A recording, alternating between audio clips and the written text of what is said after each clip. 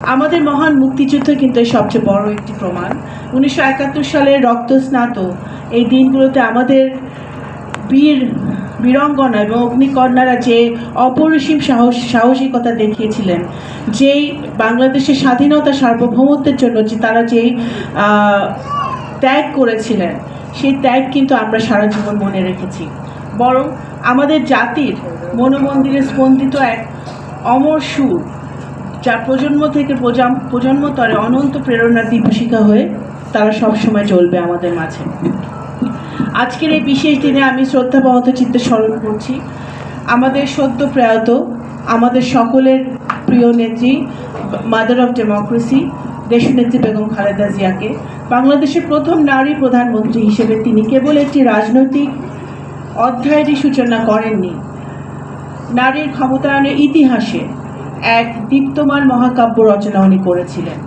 নারী শিক্ষা বিস্তারে তার দূরদর্শী পদক্ষেপ, কন্যা শিশুদের জন্য অবৈতনিক প্রাথমিক শিক্ষা ও বৃত্তির প্রবর্তন ছিল ভবিষ্যৎ বাংলাদেশের জন্য একটি যুগান্তকারী এবং সাহসী সিদ্ধান্ত। তার হাতে রচিত সেই উদ্যোগ আজও অসংখ্য নারীর স্বপ্ন পূরণের প্রথম সোপান হয়ে পরিলক্ষিত হচ্ছে।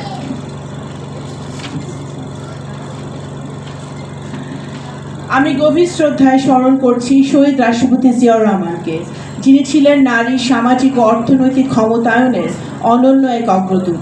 তার দূরদর্শী নীতির ফলে বাংলাদেশের পোশাক শিল্প এবং নতুন দিগন্তে যাত্রা শুরু করে। লক্ষ লক্ষ নারী প্রথমবারের মতো আনুষ্ঠানিকভাবে কর্মক্ষেত্রে প্রবেশের সুযোগ পায়। ঘরে দুর্ভেদ্য চার দেয়াল পেরিয়ে তারা হয়ে ওঠে আমাদের অর্থনীতির অন্যতম চালিকা শক্তি। আমাদের মহান নেতাদের সেই প্রেরণা, সেই দৃষ্টিভঙ্গি, সেই সাহস আজও আমাদের পথ প্রদর্শক হয়ে আছে।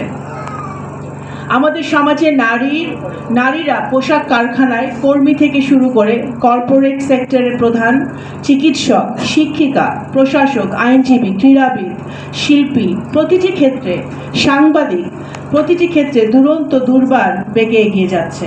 আন্তর্জাতিক পরিমণ্ডলে, বিশেষ করে জাতিসংঘে শান্তি রক্ষা কার্যক্রমেও তারা বিশেষ সাফল্য অর্জন করে চলেছে।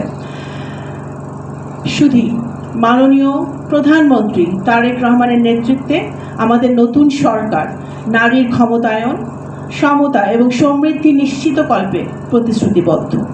সেই লক্ষ্যকে সামনে রেখে সরকার মেয়েদের জন্য অবৈতনিক স্নাতকোত্তর শিক্ষা কার্যক্রম চালু করবে।